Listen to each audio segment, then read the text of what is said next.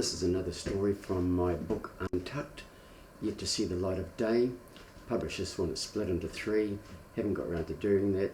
Level 3 COVID crisis about to come to an end, so plucking out the odd story from that book in the midst of boredom. This is an espresso machine portafilter, and my dilemma at the moment is whether or not to use the double shot or the single shot. But either way, always tell your stories from behind the coffee machine. You need an espresso machine to back you up.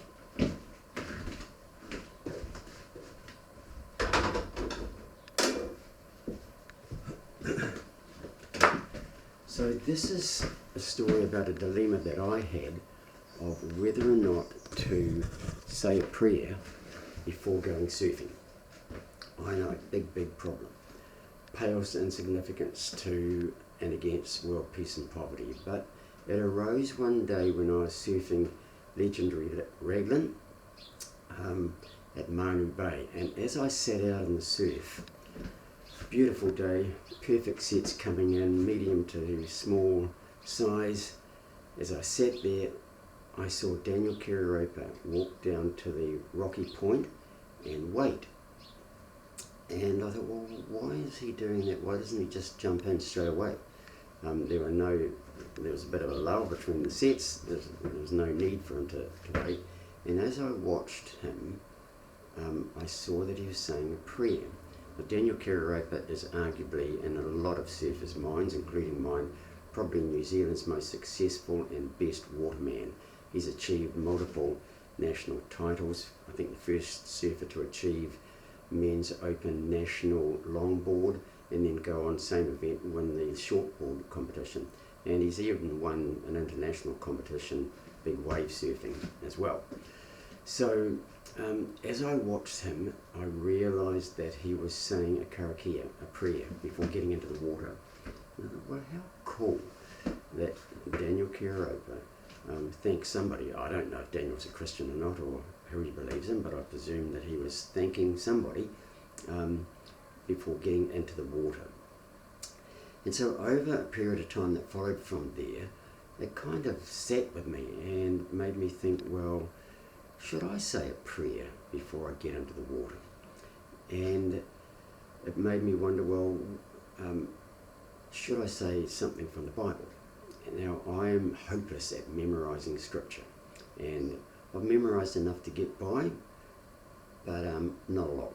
One of the things I have memorised is Psalm 8 from back in the early 90s when Ian White, famous Scottish musician and singer, used to use Psalm 8 lyrics for a beautiful song that he used to sing. And so I used that song to help me memorise Psalm 8. And so I thought, well, maybe I should just recite that before getting into the water. And so I began doing that, and for a very long period of time I would say Psalm 8. And then one day I was talking to my eldest son James about the Bible and English versus Hebrew translations. And I said to him, James, look, I really wish that I could have some way of translating bog standard boring English, Western European language through Hebrew, and especially ancient Hebrew. I knew enough to know that the Hebrew language is pretty special in the Bible. And James said, oh, well, Dad, you need this. Got my laptop and downloaded a program called eSword for free. It's just the most wonderful tool to use. Now, I'm a technophobe. I am hopeless with technology, but I very quickly learned how to operate eSword, and it changed my whole outlook towards the Bible. Without going into all the details of it, here's an example. So I thought, oh, well, I should filter Psalm 8 through the Hebrew, and especially the ancient Hebrew language, using the pictographs. And so I did that, and this is what I found in the last few verses, which say, you have made him a ruler over the works of your hands, the birds of the fields, the flocks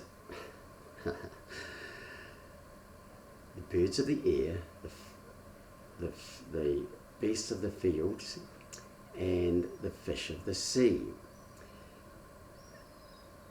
It seems pretty ordinary, doesn't it? But when I filtered that through the Hebrew, this is what I got. It wasn't about the fish of the sea at all. And no matter how I tweaked it, how I put it through the different filters of Hebrew and ancient Hebrew, I did not get the fish of the sea. What I got was noisy breakers. Surf, in other words. And you can look it up yourself. You cannot get any confusion from it. That's what you get, is noisy breakers. Surf, in other words. But here's the kicker. The other thing I got, and amongst those verses, was a flat surface. What's a flat surface? This is where my literary license, my imagination goes through the roof. I don't care. This is what I got anyway. A flat surface. What's a flat surface? A surfboard, for example. Flat surface, noisy breakers, that became my surfing psalm. To me, that was a big coincidence, which I really enjoy. I love coincidences.